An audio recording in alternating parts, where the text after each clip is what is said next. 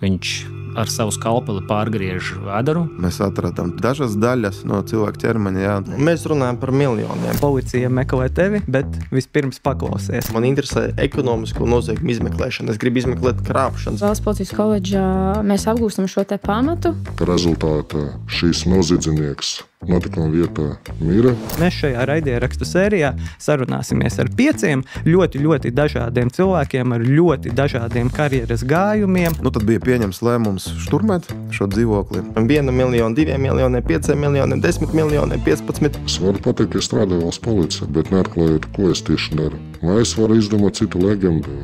Esmu Bolta kurjers. Nezinu, kā tas viss būs, jo, protams, tas ir dienas, tas ir pilnīgi kaut kas jauns. Bija precedents, bija dvīnis, kas uztaisīja noziegumu. Policija aizturēja otru dvīni un saka, Es ar to saskaros pirmo reizi. Kā tad jūs izlēmāt kļūt par policistu? Uz policistu nav jāskatās kā uz tādu ļaunumu, bet kā uz draugu, kurš tevi dodas palīgā, kad kāds ir nelaimē. Tur tas detektīvs sēž pie galda, viņam nav ko darīt, un tad, hei, Džon, tev ir jauna lieta, viņš priecīgs pielec kājās. Tā tas nav. Tā tas ir filmās. Emocijas visu atstājām mājās, vai atstājām darbā, un nokļūstot mājās, mēs esam pilnvērtīgi ģimenes cilvēki. Tas bija ieskats pilnīgi citā pasaulē. Man šķiet, ko mēs tikai varbūt filmās vai seriālos esam redzējuši.